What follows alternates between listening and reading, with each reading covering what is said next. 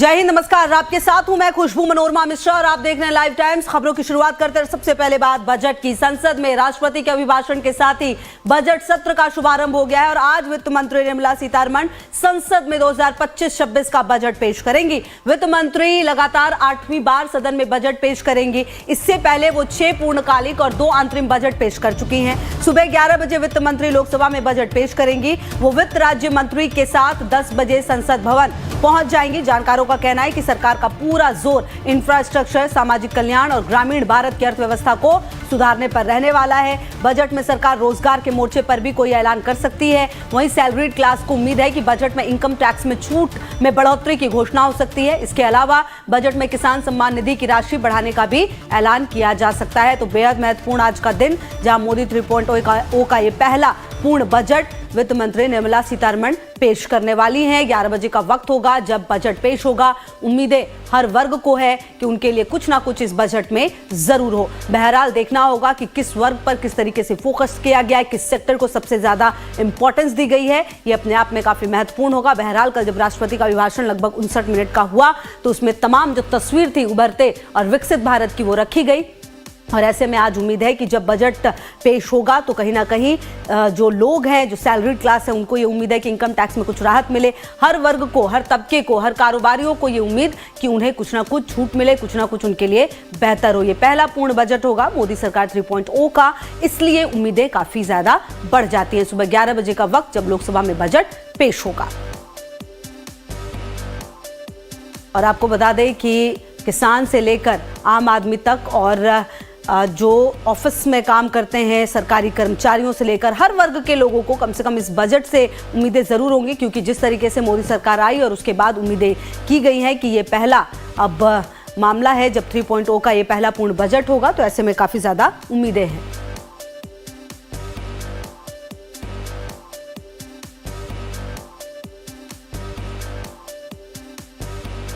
तो देखिए, petrol diesel की कीमतें, बजट से उम्मीदें क्या क्या हैं वो अब आपको बता देते हैं कि पेट्रोल डीजल की जो प्राइस है वो कम हो सकते हैं। एलपीजी सिलेंडर के दाम में राहत की उम्मीद है। ये भी अपने आप में काफी खास है, क्योंकि देखिए कहीं ना कहीं इससे बहुत कुछ डिपेंड करता है।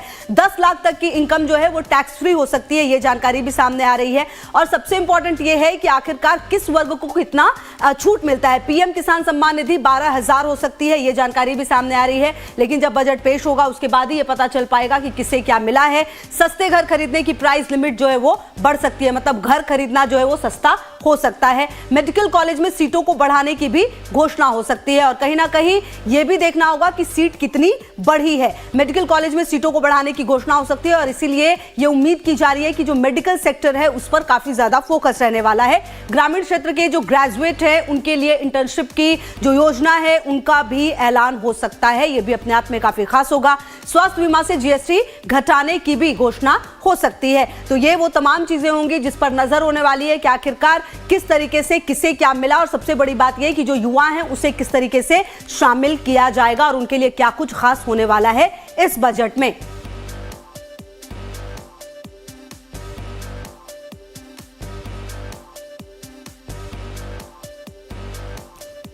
तो आम बजट से लोगों को काफी उम्मीदें हैं। और ऐसे में देखिए, मेडिकल से लेकर अगर आप देखें शिक्षा तक, उम्मीद ये की जा रही है कि कहीं ना कहीं जो कोशिश और कवायद है वो हर वर्ग को कुछ ना कुछ मिले, उसकी है। और ऐसे में आज ये देखना होगा कि जब बजट पेश होगा तो उसमें क्या कुछ खास होने वाला है। और कल प्रधानमंत्री मोदी भी जब आए तो उन्होंने तमाम बातें कही कि किस तरीके से जो बजट है और ये जो सत्र है वो काफी इंपॉर्टेंट है। उन्होंने युवा सांसदों की जो इंपॉर्टेंस है वो भी बताई और अपने आप में काफी खास रहा है।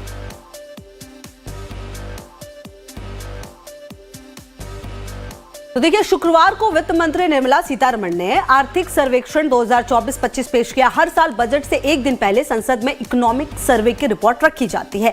सवाल है, इकोनॉमिक सर्वे यानी आर्थिक सर्वेक्षण होता क्या है और इसे बजट से पहले क्यों संसद में रखा जाता है, और आज के इकोनॉमिक सर्वे रिपोर्ट की क्या खास बात है जिन्हें आपके लिए जानना जरूरी है, ये सब आज हम आपको बताएंगे। तो आइए सबसे पहले आपको बताते हैं कि क्या होता है आर्थिक सर्वेक्षण यानी कि इकोनॉमिक सर्वे। असल में इकोनॉमिक सर्वे यानी आर्थिक सर्वेक्षण बजट से पहले एक खास डॉक्यूमेंट होता है जो देश की अर्थव्यवस्था की ताजा स्थिति को बताता है। यह सर्वे बताता है कि देश की अर्थव्यवस्था का विकास कैसा हो रहा है, देश की इकोनॉमी के सामने इस समय क्या चुनौतियां हैं, अर्थव्यवस्था के किस क्षेत्र में क्या चल रहा है। सर्वे बताता है कि पिछले एक साल में कितना रोजगार मिला, बेरोजगारी कितनी है, महंगाई कितनी बढ़ी है। इसके अलावा इकोनॉमिक सर्वे यह भी बताता है कि मैन्युफैक्चरिंग सेक्टर, सर्विस सेक्टर, आयात निर्यात जैसे क्षेत्रों में क्या प्रदर्शन रहा।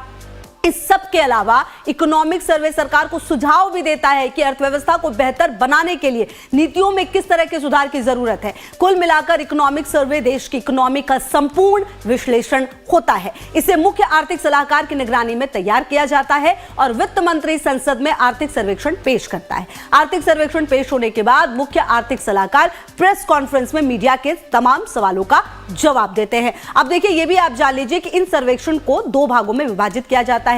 पहला भाग, इसमें अर्थव्यवस्था का प्रदर्शन, वित्तीय स्थिति और राजकोषीय नीतियों से जुड़े डेटा होते हैं। जो दूसरा भाग होता है, इसमें शिक्षा, गरीबी, स्वास्थ्य, बुनियादी ढांचे और मानव संसाधन से संबंधित सामाजिक आर्थिक पहलुओं का विश्लेषण किया जाता है। यह देश की आर्थिक स्थिति और विकास दर का लेखा जोखा प्रस्तुत करता है, सरकार को आर्थिक नीतियों को सुधारने और नई रणनीतियों को बनाने में मदद करता है। हालांकि इसमें दिए गए सुझावों को मानना सरकार के लिए अनिवार्य नहीं होता है। अब आप यह भी जान लीजिए कि आर्थिक सर्वे के दो हिस्से होते हैं। साफ है कि पिछले साल एक साल में देश की अर्थव्यवस्था में किया अच्छा या बुरा हुआ, यह बताने के साथ आर्थिक सर्वे अगले बजट के लिए रास्ता भी बताता है। तो आर्थिक सर्वेक्षण को समझने के लिए आइए अब समझते हैं कि आखिर आज के इकोनॉमिक सर्वे की खास बातें क्या हो सकती हैं। अब देखिए, आज संसद में वित्त मंत्री निर्मला सीतारमण ने 2025 के आर्थिक सर्वेक्षण को पेश किया। जब कल किया तो वो बताता है कि महंगाई में कमी आई है और देश की अर्थव्यवस्था फिर से एक बार रफ्तार पकड़ रही है। खुदरा महंगाई दर जो 5.4% से घटकर अप्रैल दिसंबर 2024 में 4.9% पर आ गई। भारत की अर्थव्यवस्था की तेज रफ्तार से वापसी हो रही है। वहीं आप देखिए, भारत की वास्तविक जीडीपी वृद्धि जो है 6.4 रहने का अनुमान जो है वो लगाया गया है, जो इसके देश भर के औसत के दशक भर के औसत के करीब है। वास्तविक सकल मूल्य में वर्धन भी FY25 में 6.4% की दर से बढ़ने का अनुमान है। वहीं वैश्विक अर्थव्यवस्था 2023 में औसतन 3.3% बढ़ी है, जबकि IMF ने अगले 5 वर्षों के लिए 3.2% की वृद्धि का अनुमान लगाया है। वहीं फाइनेंशियल ईयर 2026 में अगर भारत की वास्तविक जीडीपी 6.3% से 6.8% के बीच रहने की संभावना है। नीतिगत सुधार और विनियम में ढील दीर्घकालिक विकास क्षमता को मजबूत करने और भारत की वैश्विक प्रतिस्पर्धा को बढ़ाने पर केंद्रित, भू राजनीतिक तनाव, वैश्विक संघर्ष और व्यापार नीति से जुड़े जोखिम आर्थिक वृद्धि के लिए बड़ी चुनौती होंगे। वहीं खुदरा महंगाई दर अगर आप देखें तो FY24 के 5.4% से घटकर अप्रैल दिसंबर 2024 में 4.9% पर आई है।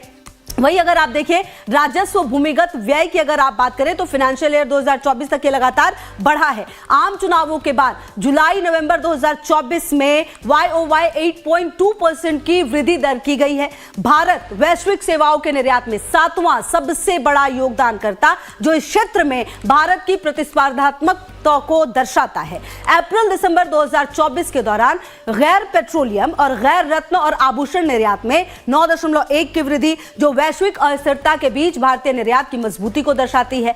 वित्त वर्ष 2025 की अगर आप बात करें तो खाद्य मुद्रास्फीति पर दबाव रहने वाला है। CFPI द्वारा मापी गई खाद्य मुद्रास्फीति को वित्त वर्ष 2025 में दबाव का सामना करना पड़ा था, जो मुख्य रूप से सब्जियों और दालों जैसे कुछ खाद्य पदार्थों के कारण था। तो देखिए, ये जो निर्यात है वो भी एक चिंता का विषय रहा है। ये भी समझना होगा आपको कि निर्यात चिंता का विषय रहा है, लेकिन ये क्षेत्र चुस्त दुरुस्त बना हुआ है और ऐसे में सर्विस सेक्टर विकास का एक प्रमुख चालक रहा है। जबकि वैश्विक चुनौतियों के बावजूद भारत जो है लगातार आगे बढ़ रहा है। ऐसे में अब आप ये समझिए कि आर्थिक सर्वेक्षण को लेकर राजनीतिक प्रतिक्रियाएं भी आई हैं। आपको सुनाते हैं शिवसेना उद्धव गुट की राज्यसभा सांसद प्रियंका चतुर्वेदी और बीजेपी के राष्ट्रीय महासचिव तरुण चुग का वार पलटवार।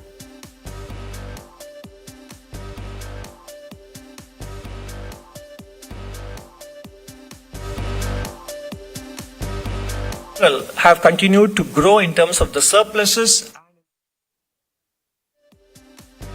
तो देखिए अब आज का दिन महत्वपूर्ण इसलिए हो जाता है क्योंकि आप देखिए कि कहीं ना कहीं जिस तरीके से इकोनॉमिक सर्वे पेश किया गया उससे बहुत सारी चीज़ें क्लियर हो गई हैं, राष्ट्रपति के अभिभाषण से क्लियर हो गई हैं।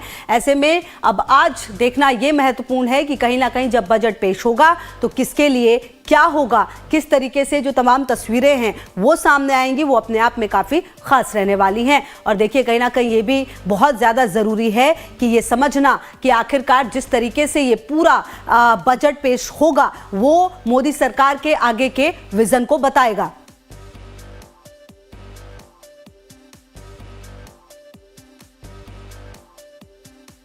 तो लगातार इस खबर पर है नजर, आप रहिए हमारे साथ, देखते रहिए लाइव टाइम।